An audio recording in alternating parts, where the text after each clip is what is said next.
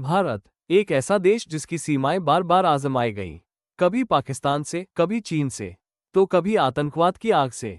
लेकिन इन सबके बीच एक ऐसा शख्स खड़ा रहा, पर्दे के पीछे, जिसका नाम लेते ही दुश्मनों के दिलों में डर पैदा हो जाता है। वो शख्स है अजीत कुमार डोभाल, भारत के राष्ट्रीय सुरक्षा सलाहकार और देश के मास्टर स्ट्रेटेजिस्ट। आज की इस डॉक्यूमेंट्री में हम जानेंगे कौन है अजीत डोभाल, कैसे उन्होंने पाकिस्तान में 7 साल तक मौलवी बनकर जासूसी की, कैसे उन्होंने आतंकवाद की जड़ों को कमजोर किया। 2014 नरेंद्र मोदी सरकार आए और प्रधानमंत्री ने अजीत डोभाल को बनाया भारत का राष्ट्रीय सुरक्षा सलाहकार। अब वे केवल खुफिया दुनिया के खिलाड़ी नहीं, बल्कि पूरे देश की सुरक्षा नीति के निर्माता बन गए। 2016 सर्जिकल स्ट्राइक, पाकिस्तान अधिकृत कश्मीर में घुसकर भारतीय सेना ने आतंकी ठिकाने तबाह किए। इसके पीछे की रणनीति अजीत डोभाल का मास्टर प्लान थी। 2019 बालाकोट एयर स्ट्राइक, भारत ने पहली बार पाकिस्तान के भीतर जाकर आतंकी शिविर नष्ट किए। ये डोभाल डॉक्ट्रिन का ही हिस्सा था, अगर दुश्मन तुम्हारे घर में हमला करता है तो उसे उसके घर में जाकर जवाब दो। जम्मू कश्मीर से धारा 370 हटाने के फैसले में भी उनकी अहम भूमिका थी। उन्होंने सुनिश्चित किया कि इतने बड़े निर्णय के बावजूद घाटी में शांति और नियंत्रण बना रहे। चीन के साथ सीमा विवाद, नेपाल, म्यांमार, श्रीलंका जैसे पड़ोसियों के साथ संबंध, हर जगह अजीत डोभाल का अनुभव और रणनीति भारत की ताकत बनी। अजीत डोभाल पहले ऐसे पुलिस अधिकारी हैं जिन्हें युद्धकाल में दिए जाने वाले वीरता पुरस्कार कीर्ति चक्र से सम्मानित किया गया। आज वे सिर्फ एक अधिकारी नहीं, बल्कि भारत की सुरक्षा नीति का चेहरा है।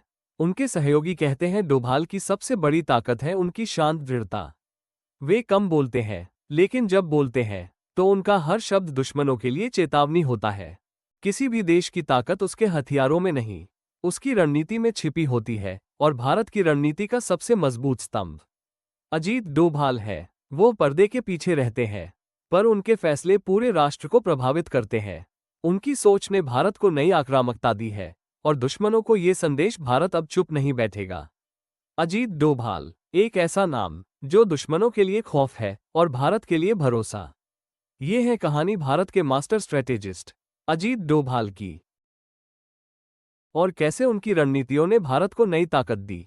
अजीत कुमार डोभाल का जन्म 20 जनवरी 1945 को हुआ, उत्तराखंड के पौड़ी गढ़वाल जिले के एक छोटे से गांव घीरी बास में। उनके पिता एक सैनिक थे। पिता की वर्दी, उनका अनुशासन और देशभक्ति अजीत डोभाल के व्यक्तित्व में बचपन से ही उतर गई। शिक्षा की शुरुआत अजमेर मिलिट्री स्कूल से हुई। यहीं से उनमें राष्ट्रप्रेम और अनुशासन की नींव और गहरी हुई। बाद में उन्होंने आगरा विश्वविद्यालय से अर्थशास्त्र में एमए किया, लेकिन उनकी किस्मत उन्हें पढ़ाई लिखाई के दायरे से कहीं आगे ले जाने वाली थी।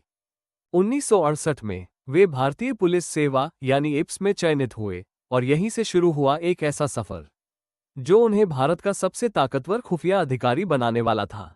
आईपीएस बनने के कुछ ही वर्षों बाद अजीत डोभाल को इंटेलिजेंस ब्यूरो यानी इब में भेजा गया। यहां उन्होंने अगले 30 साल बिताए, पर्दे के पीछे, पर बेहद निर्णायक भूमिका में। उन्होंने आतंकवाद से निपटने के लिए न केवल खुफिया जानकारी जुटाए, बल्कि कई बार खुद जान जोखिम में डालकर दुश्मनों के बीच रहे। मिजोरम में उन्होंने उग्रवादी लीडर लालडेंगा से सीधे बातचीत की और विद्रोह खत्म करने में अहम भूमिका निभाई। पंजाब में खालिस्तान आतंकवाद के दौर में अजीत डोभाल ने गुप्त रूप से आतंकी गुटों में प्रवेश किया। 1988 का ऑपरेशन ब्लैक थंडर, इसमें वे एक रिक्शा चालक के रूप में भेष बदलकर गोल्डन टेम्पल के अंदर घुस गए। वहां से जो जानकारी उन्होंने बाहर भेजी, उससे भारतीय सुरक्षा बलों ने ऑपरेशन बिना ज्यादा खून खराबे के पूरा कर लिया।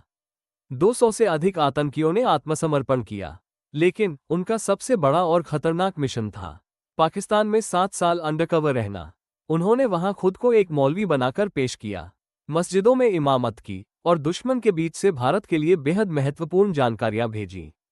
कहा जाता है कि उस दौर में पाकिस्तानियों को शक भी नहीं हुआ कि उनका सबसे भरोसेमंद मौलवी असल में भारत का जासूस है। ये था अजीत डोभाल का साहस, और यही थी उनकी सबसे बड़ी ताकत। 90 का दशक, जब कश्मीर आतंकवाद से जल रहा था, तब भी अजीत डोभाल ने अपनी रणनीति से कई आतंकियों को मुख्यधारा में लौटने पर मजबूर किया। उन्होंने न सिर्फ आतंकवादियों से बातचीत की, बल्कि कई गुटों को एक दूसरे के खिलाफ खड़ा कर दिया। यानी आतंकवाद को हराने के लिए उन्होंने आतंकवाद की ही रणनीति को मोड़कर इस्तेमाल किया। यही सोच बाद में उनकी पहचान बनी ऑफेंसिव डिफेंस, यानी दुश्मन पर उसी की जमीन पर प्रहार करना। 2005 में वे इंटेलिजेंस ब्यूरो से रिटायर हुए, लेकिन उन्होंने खामोश रहना मंजूर नहीं किया। उन्होंने विवेकानंद इंटरनेशनल फाउंडेशन नामक थिंक टैंक की स्थापना की। यहीं से उन्होंने भारत की राष्ट्रीय सुरक्षा और विदेश नीति पर कई महत्वपूर्ण विचार रखे। उनकी सोच और रणनीति ने धीरे धीरे भारत की राजनीति और सुरक्षा नीति को प्रभावित करना शुरू कर दिया।